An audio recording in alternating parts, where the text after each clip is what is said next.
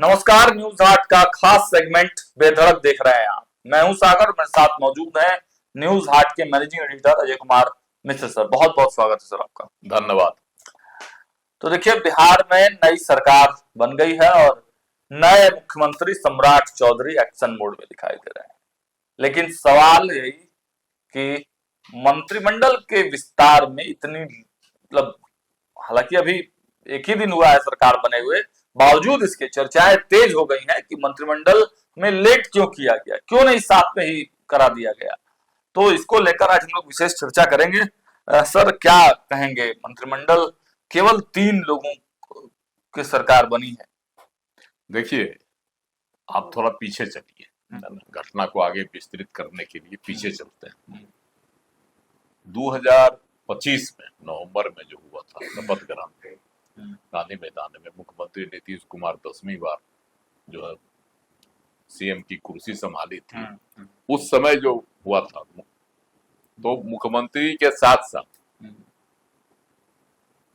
भाजपा के 13 मंत्री, जदयू से जो है 8 मंत्री, आरएलएम से 1 मंत्री, हम से 1 मंत्री और चिराग की पार्टी से 2 मंत्री, इन सबों ने शपथ ली थी, है ना। और इस बार नीतीश कुमार के जाने के बाद क्या गो मंत्री, 2 गो मंत्री है, एगो मुख्यमंत्री, 3 आदमी नहीं है, मात्र 3 आदमी की, मात्र 3 आदमी की सरकार बन चुकी, 3 आदमी की सरकार है। और इसके पहले जब 2022 में नीतीश कुमार जी एनडीए छोड़कर महागठबंधन के साथ चले गए थे, उस समय भी जो उन्होंने शपथ लिया था, उस समय भी मात्र 2 ही थे, एगो मुख्यमंत्री नीतीश कुमार और उप मुख्यमंत्री तेजस्वी यादव। बाद में मंत्रिपरिषद का विस्तार हुआ। इस बार भी वही कहानी दोहराई गई। तो इसके पीछे की जो बात है, अब आगे बताते हैं दर्शकों को कि फाइनल जो लिस्ट फाइनल होना था, पहले तो नाम पर ही चला जीच, कौन बनेगा नहीं समझे, ये बनेगा वो बनेगा। दिल्ली में बैठक बुलाई गई कि बिहार में जो मुख्यमंत्री होंगे उनके चेहरे पर जो है वहां विचार विमर्श किया जाएगा। बिहार के भाजपा के जो कोर कमेटी थी उसकी बैठक दिल्ली में बुलाई गई और दिल्ली से बैरक सबों को वापस कर दिया गया। कोई वहां मीटिंग नहीं।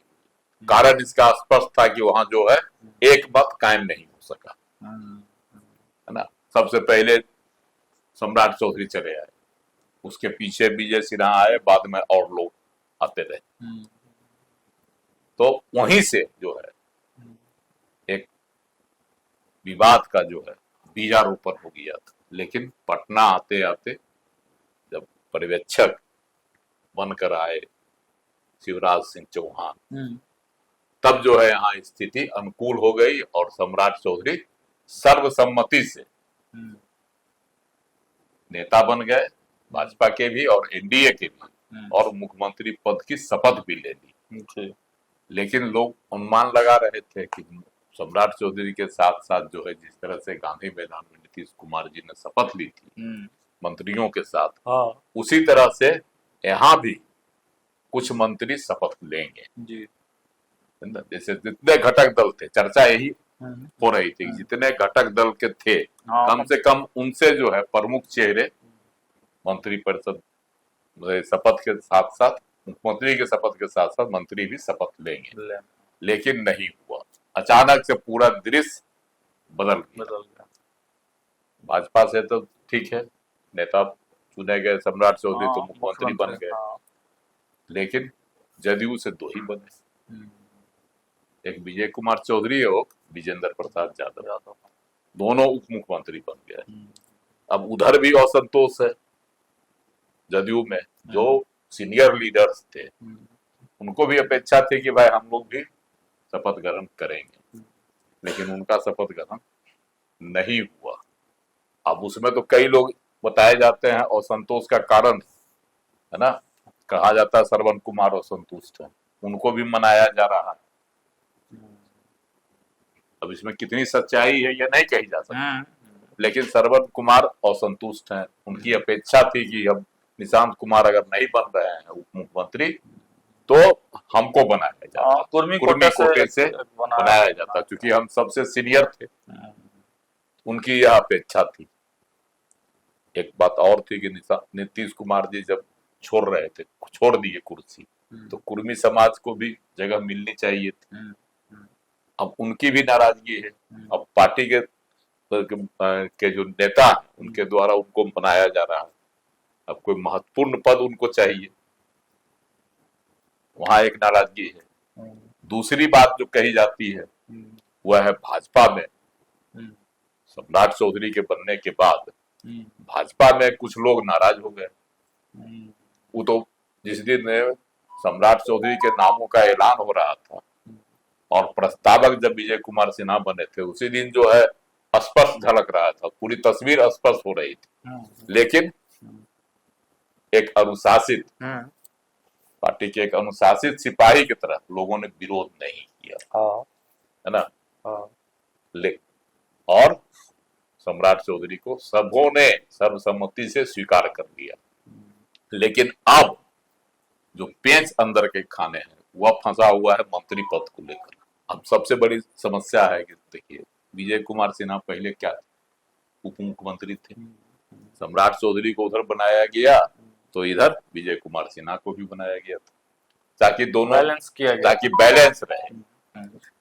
तो अब है कि सम्राट चौधरी तो हो गए मुख्यमंत्री और उप मुख्यमंत्री की कुर्सी चली गई जदयू के पास। दोनों जाना ही था, तो स्वाभाविक प्रक्रिया है कि जैसे ही एक एक पार्टी को मुख्यमंत्री तो दूसरे पार्टी को उप मुख्यमंत्री, ये तो एक जो है जनरल फेनोमेना है।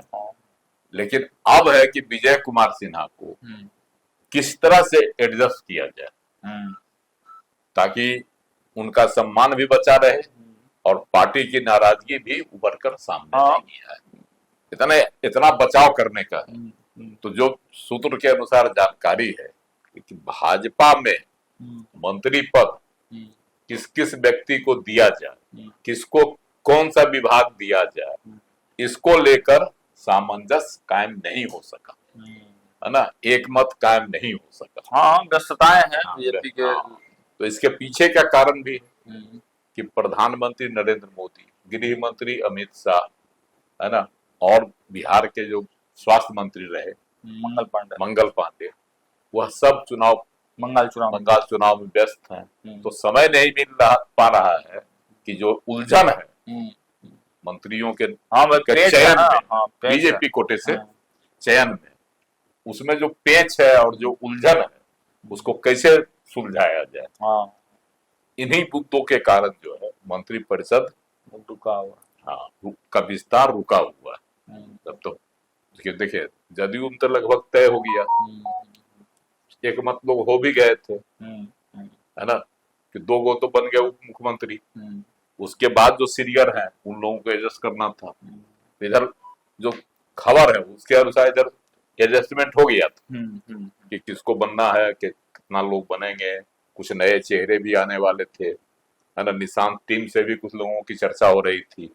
जो युवा कुछ युवाओं को तो इस बार तरजीह दी जाएगी भाजपा की ओर से भी और जदयू की ओर से भी, तो उनके लिए भी था।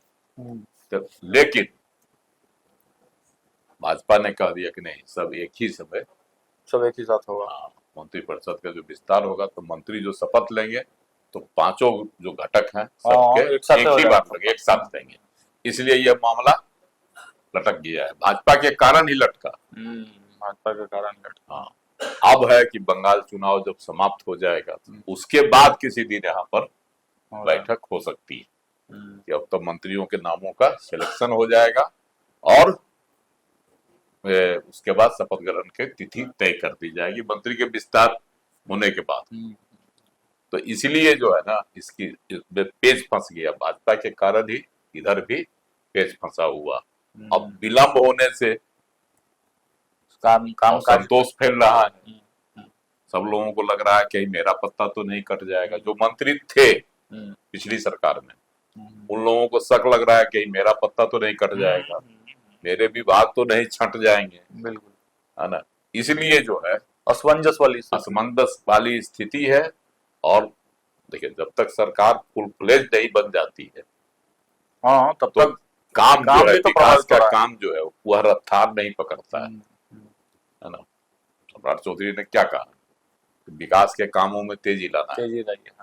हाँ। अपराध रोकिए, ठीक, और तरह तरह की बात घोषणा उन्होंने अधिकारियों से बातचीत में कही, सबों का उन्होंने क्लास भी लिया। लेकिन यह तभी न होगा जब विभागों का बंटवारा हो जाएगा। हाँ मंत्रियों सारे के बीच मंत्री बन जाएंगे, सब सारे अपना मंत्री अपना बन जाएंगे, सब अपना विभाग ले लेंगे अपने हाथ में, तभी ना होगा। बिल्कुल। अभी क्या 29 विभाग संभाल रहे हैं, क्या कहता है, सम्राट चौधरी। हाँ, और उधर 10 को मिल गया है विजय कुमार चौधरी को, और 8 को मिल गया है विजेंद्र यादव को। तो इससे हौच पौच की स्थिति,